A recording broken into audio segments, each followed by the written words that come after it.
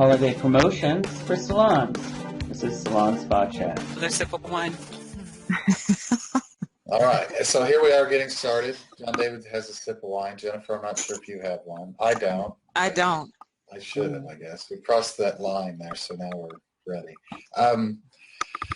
So basically what I'd like to talk about today, you guys, is we have the holidays upon us. I guess today's the Monday before Thanksgiving. Somehow it seems like Thanksgiving always sneaks up on us, and then we have like a bunch of stuff to do. So if marketing-wise in the salon, for sure, I typically, I guess, kind of the way to view this time of year, it's been my experience, it's the busiest month of the year for hairdressers, for the most part. Would you agree with that, Jon-David? I mean, from what... I agree. Yeah, I mean, it's the busiest time of year for everybody doing everything almost, it seems like, actually. But the thing that I want to get into, like, some promotional stuff, and I'll ask you guys what you guys do, but I want to kind of keep the theme behind us. Like, since you are kind of naturally busy this time of year, depending if you haven't been in the business a long time, maybe not as much, but if you've been in a little bit longer, this is your busiest time of year.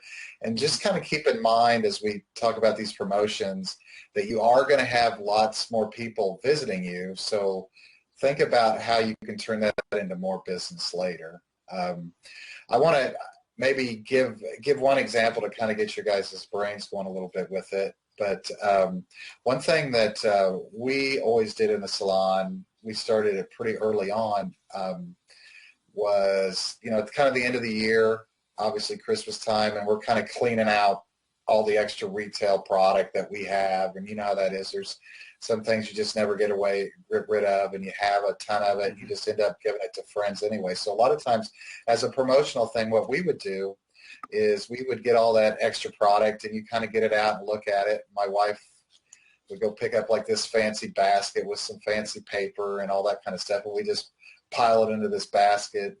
Pile's probably not a good word, but put it into the basket, and she would make it look all pretty, and we'd sit it right up there at the front desk. And then as people are paying and checking out at Christmas time, we would say, hey, you want to get in the drawing for this basket of stuff? And they're like, oh yeah, sure. Well, all you got to do is just book your next appointment, and if you make your appointment, you're eligible for the drawing. So it was just like a no-brainer for people, where we had a little piece of paper they could fill out, and as they were checking out, we just train our front desk staffs to say, yeah, you want to get a chance to win this? All you got to do is schedule your next appointment. So it was just kind of a no-brainer thing, and it definitely initiated people to go ahead and rebook, kind of a simple way. You get rid of some stuff you weren't going to sell anyway, and everybody's happy. And then we would have the drawing like at the beginning of March, like the first day of March, so that way we could make certain the people that did enter the drawing did come back. So there's one for you. So Jon-David, you get to go first here. What do you... When I owned a hair salon, that was the biggest thing that I would concentrate was also retail. And of course, we all and when you own a salon, you all always at the end of the year have this extra stock of just, oh, that didn't sell, or just different sizes, and it just doesn't sell when there's just one of them, it seems like. So yes, doing the same thing, basketing them or putting them in the back room and giving them to our staff and go, hey, we want you to use this, and have you be creative with them. That was always kind of fun, because the staff members would always do displays and so forth with some of the old products, and sometimes they would become new again. But I think for now, just overall, when I'm doing coaching for salons and spas, I always say December and end of November is the time you should be doing your biggest promotions for January and February. So when you're busiest, that's when you have to hit it hard. And I believe Jennifer is going to agree with me on this one. I think now I spend the most time on promotions for January and February, because we will take a dip in service. We will take a dip in retail sales if we don't watch out. So to keep that level and to keep us, setting the new year right, to work on your promotions, whether it's social media, email marketing, and so forth, and to use anything that you can available and do it. It impounds how much more work it's going to be for you in December and November. Not only are you doing service, selling a lot more products and ordering a lot more products, you have to spend more time on promotions. I think that's a big one. What do you think, Jennifer? I've been encouraging salons and spas to do gift certificates to encourage their clients to purchase gift certificates during the holidays, because that increases the retail, but it also guarantees potentially a new client to come in, as well as get additional sales, upsell from the existing clients, and also to booking and have customer appreciation events at the beginning of the year, because a lot of times clients are busy. Oh, I can't do anything in November, December, but if you had a customer appreciation event in January, have one spa I'm working with, they're having a Valentine's Day theme in February in order to keep the bookings current, but just provide like a wine and cheese sip on a Tuesday evening or something like that to get clients to stay top of mind and to continue to have bookings. So that's what I'm encouraging. Do creative ways of having your existing clients come in and like bring a friend, and not even just sell, but show the environment in the salon. And the spa has been most successful with that, and being able to show clients friends who've heard a lot about the great service, get a chance for them to come into the spa or salon and not pressure to book a product or service, but to just have a soft sell. So that's what I've been encouraging folks. Those are brilliant, actually. Yeah, I think, like Jennifer, what do you think? Do you talk to your salon and spas and kind of inform them, like we talk a lot about social media year round and trying to get in front of people to let them know what we're doing. But like, would you agree this time of year is like there's so many more people in the salon, so it's kind of easier for them to market to people right in front of them than it is, they can kind of take a step back for people. Yes, absolutely. Yeah. Absolutely, it's easier to market to people in front of them. What I've been encouraging them to do since, a couple of my clients are just starting to integrate text campaigns, and they've been getting a lot more response from that, because people are like, oh, I don't pay attention to email, or they don't keep it top of mind, so doing text campaigns. But absolutely, be in their face, not be in their face but be in their face with some added value. So retail, of course, is very good. A good way to introduce new products, new services. Would you like to try this different type of service that you've normally been getting as an add-on? And then so the next time they come back, it'll be part of their overall service package. But retail is huge, as you guys have said. And then just making sure that January, typically hair is just a big dip, very dead around the salon. So trying to keep the customers engaged, saying your hair or your facial service isn't, don't neglect what's going on. So a lot of my salons have been doing what's going on with my hair. I haven't heard from you since early December. Those type of campaigns to be able to keep the traffic up. Well, Jon-David, what do you think? Lost my train of thought there. As far as like,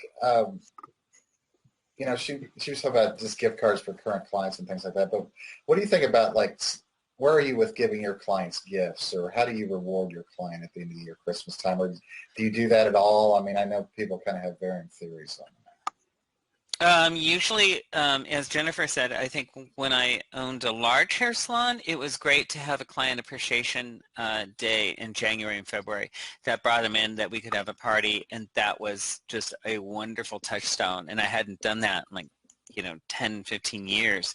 And but I think that's just the most valuable thing that you can do. And I like to do now, and advise my clients on, is to do things through the email, so they're watching for it. And if you're on Snapchat, watching for it. So if they're going to get something for the holiday, and for me now it's ebooks, I'll give ebooks, and it's always through an email or, launching something. If a product company has a new product out, they're so much more willing to give you a lot more bulk in the travel sizes when they're launching it than later when it's off and running. So if you've got any kind of launch of a product, this is the time to do it, to act as it's a giveaway. You might have paid a nickel on the dollar for that product, but you have more of them. So to give the client those kinds of, giveaways instead of like a $5, tube of this or $10 tube of that, those are expensive. And I don't think any of us can afford that anymore.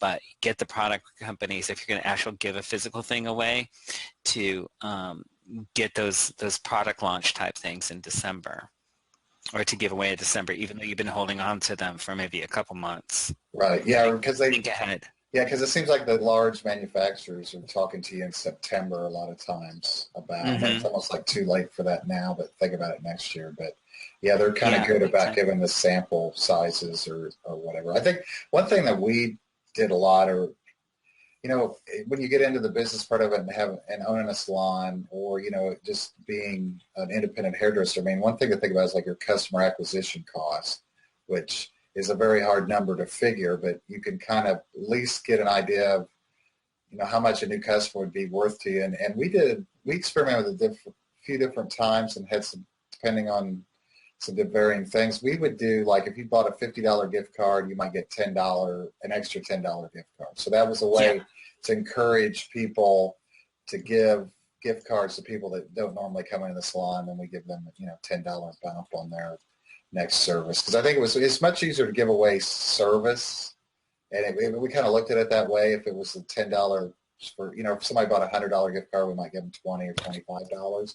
But it was easier to look at it that way, because when they come in for the service, typically when they did buy that, like they would buy it for somebody and they'd use the $100 card, then the customer would come in with their $20 card that they got for buying the card for somebody else, and then we could typically easily do an add-on for them or something where it would just recoup that cost anyway. So, I mean, that's another way where you can kind of make the customers feel like they're rewarded when they're trying to help you out buying gift cards for other people too. There was a promotion I did when I owned a large hair salon, and it always worked out. And it's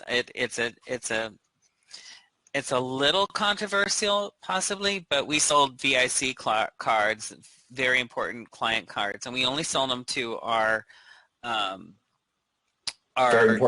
top 10. Pardon me? I said only to your very important clients. Yeah. Yeah, very important. So VIC, very important clients, and we would sell them only to the top tier clients who they had a certain retail criteria they had to meet and so forth. Not that it was knowing that we were grading them on this, but we knew our clients so well, and so we would sell basically a $100 or $200, $300 card to them in January, and we alerted them in December that this is going to be available to you in January. So pre-promoted it, and all your haircuts for the year would be out the door, as long as you paid for the blow dry, you paid for the color, you paid for the highlight, and we always made money on them because people couldn't use it enough. Basically, it was a great product. I mean, that was a great sales technique that we used. And it was awesome. We made money off of that every year, because half the time clients would get busy and didn't use it. It was for the ones who didn't use it, you're making the money off of. And that was a great promotion around the Christmas time. That's great. I think there's a lot of salons, and maybe Jennifer, you could kind of speak to this as far as like salons selling a car, like a monthly to a guy, where they might come in for a cleanup of their neck or different things. Or do you see that much? I know in the blow-up bars, we did that with our blow-up bar, where we call it blow addict, and you would sell, I think, whatever the numbers were, but they'd save like $10 if they bought 4 or something. Do you see that much, Jennifer? Do you recommend that usually? Or? I've seen larger salons do some type of frequency promotion, and but so yes, I have seen that. What I'm encouraging them to do is, if you do a frequency promotion, make it for as an add-on. Like Jon-David said, you get a free trim or a free retail product, and not necessarily a free service, because it's always just tricky of how you do that. And then a lot of salons, hairstylists, and spa owners who have frequent customers do get a larger holiday gift or a bigger tip at the time, so they often feel obligated to do something for their customers in return. So this year I am recommending like writing just special notes to the clients to say we appreciate your service, we value your business, and you know, doing something for them that's not necessarily tied to a monetary value, but just making sure that that client understands that the stylist or spa person wants to have, spa professional wants to have a relationship with them. Because it's like you said, Jeff, it is very tricky to understand what the cost structure is and how much that is, how you have to do that. And it's always typically, I've seen that the stylist or the beauty pro who doesn't have as big of a clientele feels more obligated to discount their service. And I always just encourage you, don't want to get into that. So just trying to find creative ways to do things. Like last year I worked with someone who actually just gave out brushes, travel brushes, to the clients. They were premium brushes, like you said, that she had gotten them from a makeup show that was going, and the product was being discontinued. But doing something like that just to show appreciation. So I think the verdict is still out on those frequency cards. So yeah, it is those really tricky things. But I like how you call them frequency cards, because that's truly what they are. And I've rarely not seen a company make money off of them. You know, I think they're great money makers and so forth. And the clients like them. And the ones that don't, I don't really, you don't hear from them. The ones that got busy and didn't use it, they just think, oh, well, I lost money on that one. But yeah, there's a certain breakage percentage in there, like for your, people that buy things that don't use them. I mean, I guess it probably varies per salon, but I know the gift cards, when I would kind of monitor those, it seemed like about 20% of them never even use them. So that's kind of the beauty. I mean, to me, I think the greatest marketing kind of, I don't want to say scam, but where it's really pulled is our gift cards, because people are more than, it's like a psychological thing almost, where people want to buy those because they think that they're being thoughtful. By buying for their wife for a hair salon or something like that. But reality, I would much rather get cash. So if you guys are considering sending me, I guess send me a check. But now I know. Yeah, really. But no, you see what I mean? No, but it's so interesting. I might forget after one glass of wine, but but it's so interesting to think about the like if you really think about gift cards, like it puts restrictions on the people that buy them, but everybody buys them, so I'm just kind of being the devil's advocate here. But it's just amazing if you do offer them and you put a sign up and you tell people about them. It really triggers people to buy them. People. Yeah, they do. They work. I love selling them. I hate getting them. I am one of those people. I'm a terrible, terrible, terrible person, because I'll get a gift card and I think, oh, well, I'm just going to give this away. And it's terrible. I have a Bloomingdale's card over there for $100. I have one over here for something. And I just don't think of them when I go out the door. It's just a piece of thing, and I don't. And coupons are the same way with me. I feel worse. Every time I go into Ace Hardware, they ask me, hey, do you have our discount program? I go, yes, I have brought the tickets home to scan, to reactivate it or activate it or whatever 100 times at my home. I forget it, and since they don't use telephone number, or maybe they do, I don't know. But I always feel like I'm losing money whenever I buy a gift certificate or a credit card or, those kind of gift cards. Yeah, I think female clients are completely the opposite. They're like, yes, I can go and get my hair cut. I don't have to worry about it. All I have to do is take care of the tip, because I have a $125 gift card. So they're thinking, ooh, well, what else can I get? I can treat myself today because I have something that's because you can think of more than one thing at a time. So, I think food here. Hungry, and you think you actually put that on the list. Like, oh, if I bring this coupon, my food is going to be 50% less, which is awesome. I've seen the biggest pickup for gift cards during December. Valentine's Day, Mother's Day, and around graduation time. So going into the summer, those are really, in terms of promotion, those are really big times to promote. So for Mother's Day, for Valentine's Day, start promoting now. For Mother's Day, started promoting immediately after Valentine's Day, like early April. And then around graduation, prom time, again, depending on your clientele, but a lot of people are busy. Oh, I want to give my daughter a gift card for prom or for graduation, so she doesn't have to worry about that. So Yeah. we have to say hi to Jackie. Hi, Jackie, Blab's knocking her off. You know, Blab's in beta, so Jackie says hi, and she was laughing that I said the female thing about you guys being smarter, which is true, but that's okay. But Jeff, to your point, I think one holiday promotion idea is always a way to try to upsell. So like I said, you've been getting your hair cut, you want to try a keratin treatment, or you want to try a color and you don't want to do it. This is a perfect time to try that additional service. Because like, okay, yeah, I feel like I can treat myself. That's just what I've seen from the primarily from the female-owned salons and stuff.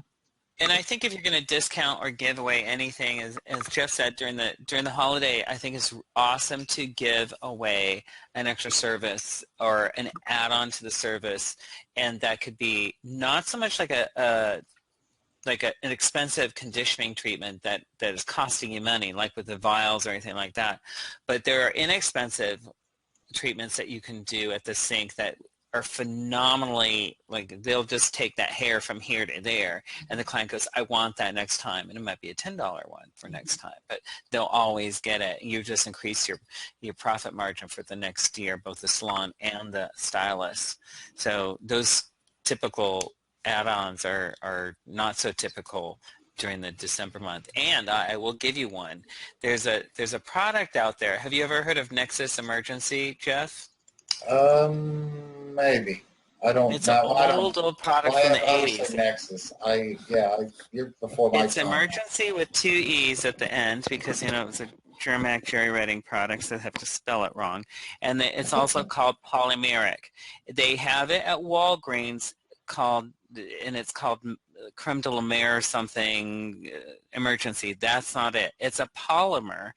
And how you put it on the hair, if you're going to make it really, really stick, is you shampoo the hair, you put this liquidy honey type product on, you won't be able to comb through it, and you use a flat iron and cover both paddles with foil, and then crinkle the back up of the foils, and you tap the hair maybe 20 times, like Sebastian iron, if anyone's old enough to know that, except for me. And if you just superheat up the big sections of hair, you're just grabbing the clamps and you're just kind of tapping the hair, what's going to happen is you're going to laminate that hair with this product, and it's a polymer that coats the cuticle of the hair surface. It holds in your color. You can use it before or after the color. It makes the hair stronger and in diameter thicker, and it wears for about anywhere from 9 to 12 weeks. Amazing product. It's super easy, super fast, and you can use the iron trick by putting foil on both sides of the paddle and crinkle it up on the ends of the back of the paddles, and you can tap in any kind of moisturizer or conditioner instantly instead of putting them under the dryer. So you can speed up some of your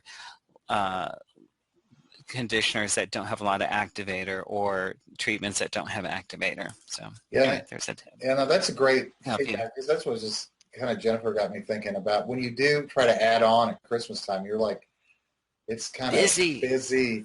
One thing we would do, and this is just kind of a recommendation, we would go over to the beauty schools, because our salon, we kind of consistently recruited from the beauty schools, so we get a feel for the different kids at the beauty schools and kind of use Christmas time as a trap. Because in our state, in Indiana, you didn't have to have a license yet, but you could do shampoos and some blow dries and things like that. So we would get a beauty school student or two at Christmas time to come in to work the evenings and things like that. But, that's smart. Or to do shampoos. Shampoos, because I think one thing that you kind of have to remember on a customer service level. Awesome idea, Jeff, says Jackie Bernardi. Oh, but yeah, keep the beauty school. Jackie's with us in spirit. We should put her right here in the I hear the ding, so that's good. When I hear ding, I know I've said something. Yes, Jackie. Yeah, thanks, Jackie. No one texts me. But the other thing on that is, you got to be really careful this time of year, not to, when a customer comes in and they're kind of like, oh my God, they're so busy and they didn't do nearly what they do. So if you get somebody, if you don't normally have an assistant, go to the beauty school and ask somebody, kind of talk around and get somebody to do some shampoo shampoos for you, because that, and then, work with the beauty school student and get them doing a good shampoo, because if you're giving that good That's a shampoo, brilliant idea. the good shampoos are, thank you. I don't know if it's brilliant. It wasn't mine. I think my wife actually came up with it when we It were doesn't kind of matter. That's overwhelmed. a great Because, idea. I mean, I've always Not thought, only does it connect yeah, you with the beauty school, yeah, it gets someone else in there, some new blood that's yeah, happy to do. right. They're excited, twinkle in their eye. Yeah, that whole Yeah. just out of school, in school, but the thing is, like, you don't want to skimp on this stuff, because if you ask most people, I think, I mean, I kind of did this, so Jon-David, you know, and Jennifer, you probably know too, maybe better than me, but like, people's favorite part of the whole service is the shampoo a lot of times, and the one way that hairdressers tend to skimp on things is the shampoo, or can be, where you're extra busy and you got more people coming and you're just giving these quick shampoos and stuff. So it's a good customer service thing, I think. Now I'm a salon suite renter, so it's just me. I don't have an assistant anymore. And so I've gotten back into shampoos, and it is an amazing connection to my client now. I love it. I can only book a certain amount of time. I don't double book. And it's really nice to really connect with my client. And I really ask them to put their phone away and put everything down, like no magazine, just relax into my hands. And I got them for life now, because that shampoo, and I'm good at it, and since I'm not doing 10 a day or 15 a day or 20 a day, it's just 2 or 3, my hands they're always ready to go and firm, and I'm doing the quantum touch and the breathing into my hands and all that good stuff, and they love it, and they say this is the best thing about, they love the haircut, they love color, but it is the best thing. So at the holiday time, you just have to be patient with your assistants. Let them do their work, because the client needs it more as well. Jeff, I think you mentioned something that's interesting. Is I've been encouraging salons and spas to not overbook. I know, they're, and not to have to go into January and February are softer months, but to not really go into those months with the scarcity, just thinking that way, but to really try to treat the clients well so they can have a good experience, and asking them things like, okay, after, as we mentioned here many times, after you finish up that last service, go ahead and book that appointment or do something in order to get them back in the door, but to, one, not overbook, and then try to plan for their January and February, knowing that those are historically slower months. So how can you plan for that time? Maybe somebody who is trying to get their hair done for the New Year's Eve, ask them, oh, I know you want to come back in a couple of weeks to get a shampoo after you've just gotten a color or something to get a deep conditioning treatment. Just trying to make that connection, but at the same time, make sure that they can get that appointment in the chair. And they're obviously doing something good for their client, but it's a way to, again, let the client know that this is a relationship. I'm not just concerned about your money, but I'm really concerned about your overall hair or your skin. So using that approach. Such great advice, because at this time of year, we're the service provider, and we are coming. Everyone's coming in, and so it's the winter's turn now. The heat's on, and the towers and all that stuff. So people are coming in with colds and sick. Their immune systems are lower, and you're exposed to that. So if you overwork, you're going to be good for nobody, including your own holiday and your own family. Right. Well, what do you guys think, though? I mean, do you recommend, we would do extended hours at Christmas time, but then we would shut down the day before Christmas Eve and then not reopen again until New Year's Eve, or 30th, 31st. But just to give everybody a break, because they would look forward to that, But I mean, we would pick up hours until then, though, and then everybody just wanted to work it. I mean, I guess it depends, but people don't.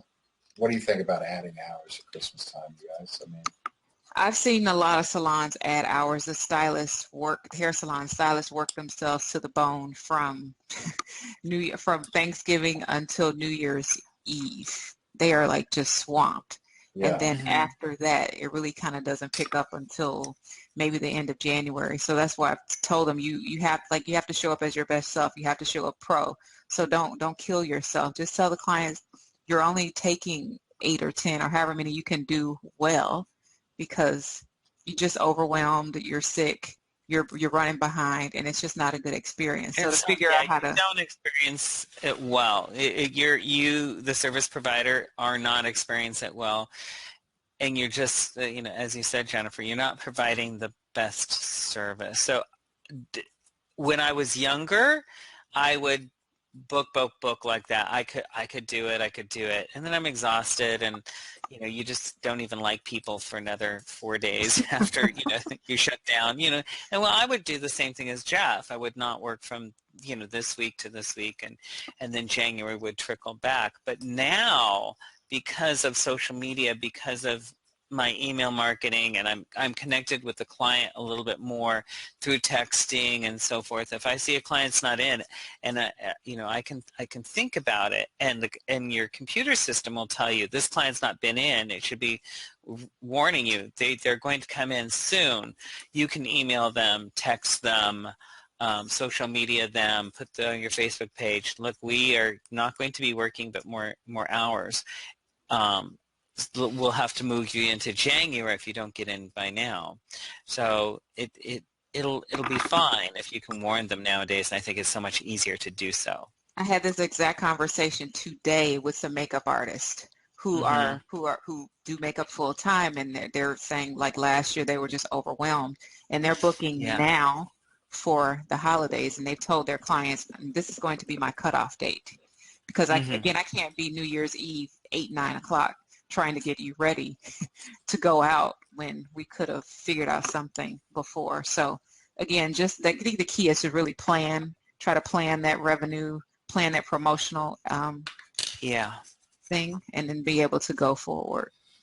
Well, Jon-David, and that's what we're all about. All of us are planners and marketers, as well as we in the industry. So we come from a different standpoint. Plus, I'm so much older than I was before. Now I think of these things. I don't want to, be last minuted, and I will turn you down. I would lose the business, so to speak.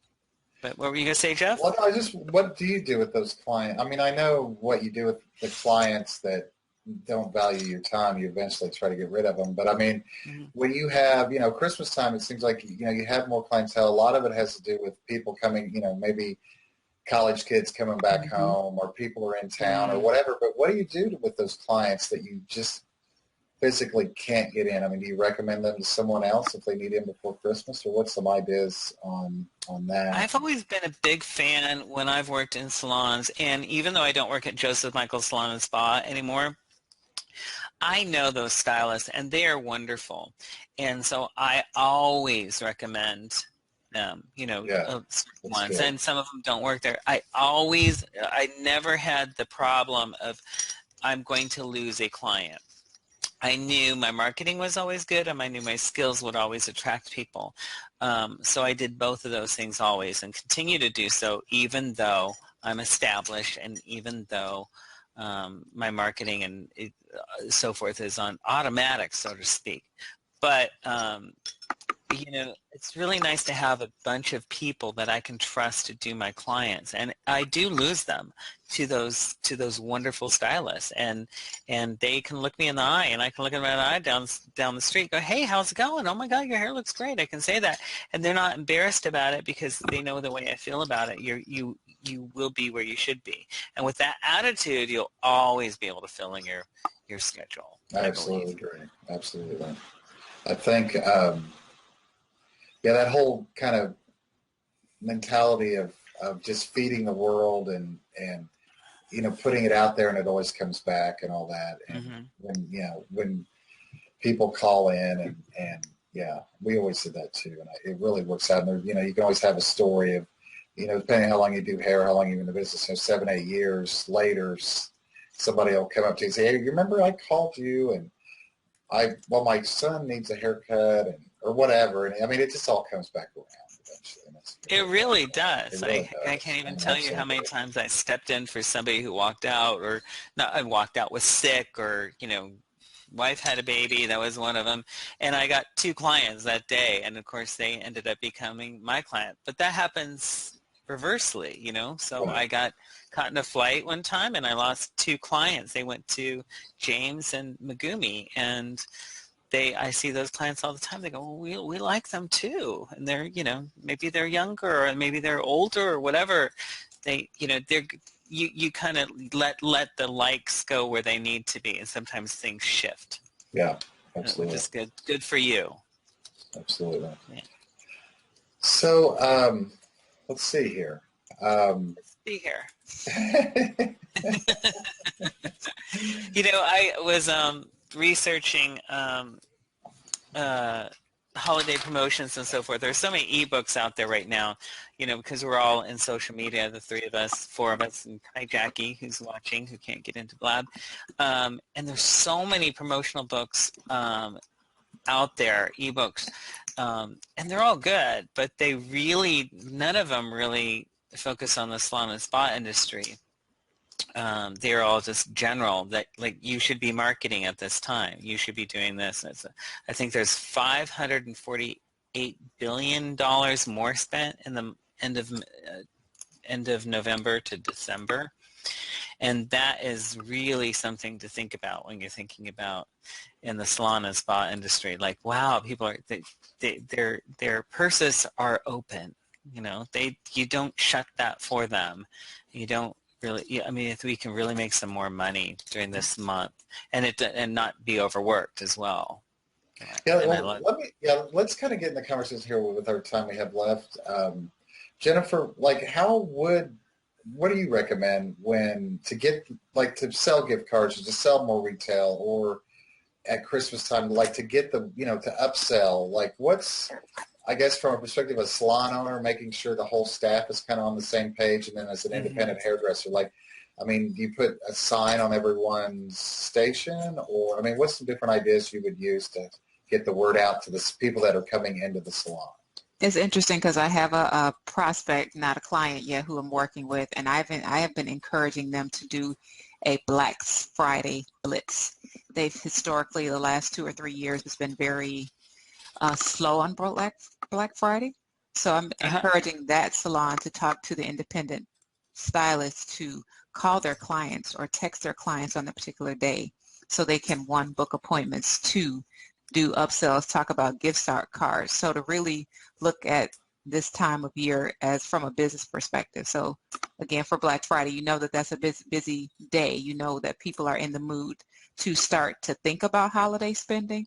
So why not, from a service provider standpoint, get top of mind? Because people are thinking about gifts. That's a good one. People are thinking about how to take care of themselves, what rewards they want. So that's one opportunity. But also, too, I think just going into this season, the stylists and spa owners with beauty professionals really need to understand what is it that they want to get out of this time other than revenue. Do they want repeat customers? Do they want to try to upsell? Do they want to get new people in the door? So really strategize about what they want to do, and then work out a plan to try to get that traffic, or not try to get that traffic into the door. And that'll be a good kickoff for planning for the next year. Big time, big time.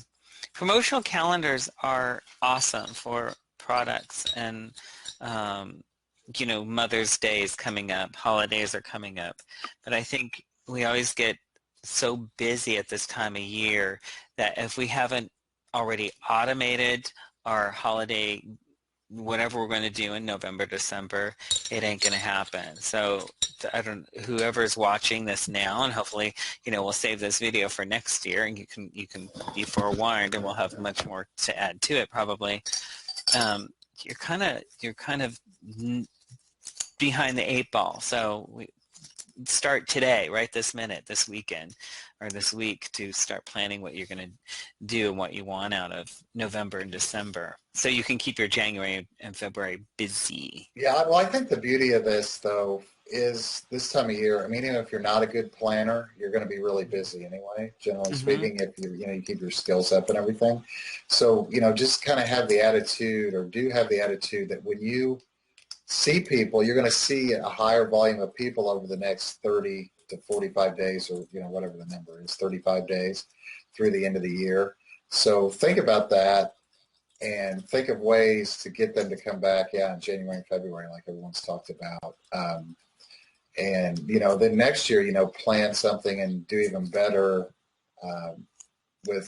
out in front of things. I mean, depending like salon owners and kind of getting the word out and things like that. I mean, there's obviously different online techniques you can use, like run some Facebook ads kind of locally with your gift certificate options that you might have, gift card options and things like that. But just kind of concentrate and just remember there's people coming through the salon. So, get with your staff if you're a salon owner and let them know what you expect of them or how we're getting the word out, or buy a couple, go to IKEA if one's close and they've got all kinds of cool little easel things. You can put a little card up, and we did that a lot where just telling people what the specials are going on, and like Jon-David and I talked about earlier, get the old product out that you haven't been able to sell and figure out creative ways to use that and get rid of that, because again, you are seeing a higher volume of people in the next 30 days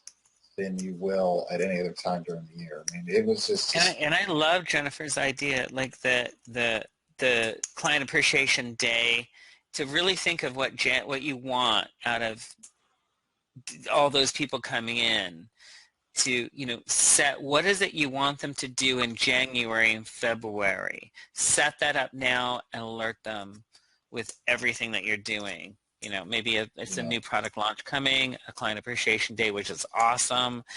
Do something with a restaurant, event, something, but start promoting it now while you have all these people in the door. So by the time you actually re-email them or re-text them or remind them in January, February, they go, oh yeah, I remember that. That was, now I want to do that. Yeah, you have to tell everybody 3 times before they remember. 3 times, or at least that, I think. But yeah, and too, like like Jennifer said, with the February promotions, and start pushing those, and that's the dating. It's not just the gifts time of year, but it's the time when people go out, and a good promotion in January to tell people about at Christmas time is like, bring your friends in for 10 friends in for our blowout party that we're going to have, and things like that, and just start and talk to them about those things, and people, they're coming to see anyway, and they look for you for advice on style and things like that. So it's really good to communicate to them what you'll be doing. They do want to know. I mean, don't be fearful of it, because they do want to know. People appreciate that.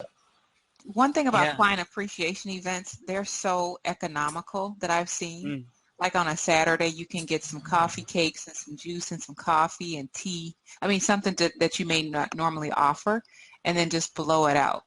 Have a time where come in 2 to 4, I'm demoing a new color system. I've been using Redken, and now I'm using something else. You get a chance to come in, you get a chance to see what the stylist is doing, what he or she normally doesn't have time or may not have time to do. So I really think that those are economical events that can happen where there's, again, it's not a hard sell.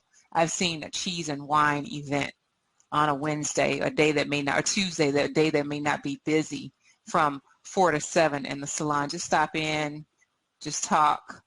We don't have time to talk about your hair, or typically because you might be in a hurry. So I just really think that client appreciation events are so huge. And then one other thing that I've been encouraging stylists to do, hairstylists as well as spas, but more so hairstylists, is to have themed months. January, the weather's cold, depending on where you live. Let's talk about upsells on deep conditioning. February, and just having different type of themed months where you're pushing or promoting different types of services. And that's brilliant for the stylists. That's the way we remember things like that. And then for the spas too, I think obviously, in my mind, manicures, pedicures may be heavier during the summer. So figure out how to get those things done more in the cooler months, again, depending on where you live. But to just use simple, easy, top-of-mind things where the customers can relate, oh, yeah, I'm not thinking about that as much.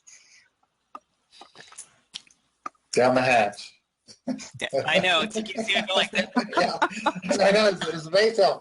You do yoga, you tip your head like back to the back. You know what it was? It was from one of these little Sutter home things from, I don't have any wine or vodka up in my apartment, so I ran downstairs to the salon. I want a glass of wine. That's They funny. probably think I'm some terrible wino at the grocery store when I buy these things, Oh, there's Jackie because they go, again. "Here he just buys those little things," and they're like he's not an alcoholic. Well, it's Yeah, I yeah. You haven't don't seen a look like an Jackie. alcoholic, so that's good. No, Yeah, no. The nose is only shiny yeah, because the lights are too bright today. yeah. Jackie's laughing too.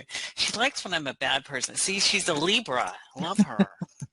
They The laugh at my jokes. um, but yeah, but Jennifer, I mean, this might be good evidence. Like, just yeah, like go ahead and make a plan for this year. I mean, now I mean, not only the holiday things, but the whole New Year's resolution and the fresh start beginning in January. It's good for people to start thinking about January, February. And I think in the salon business, I mean, you have to think 6 weeks ahead at least, because that's kind of when your average clientele comes back every 6 weeks. So you want to think ahead what you're going to do for them and what you're going to do for everybody else, 6 weeks ahead. And I would definitely agree. Like some of the best promotional things that we ever did were just kind of those extra things like you mentioned, Jennifer, where you ask people to come on a particular night and maybe bring some friends with them, and then they bring some new people in, and you build like a nice relationship, and that's a good way to kind of utilize your clientele, because they'll come and It's bring great for people that those haven't been in. hairdressers who have personality too. If they can bring a bunch of their clients all on one night and focus on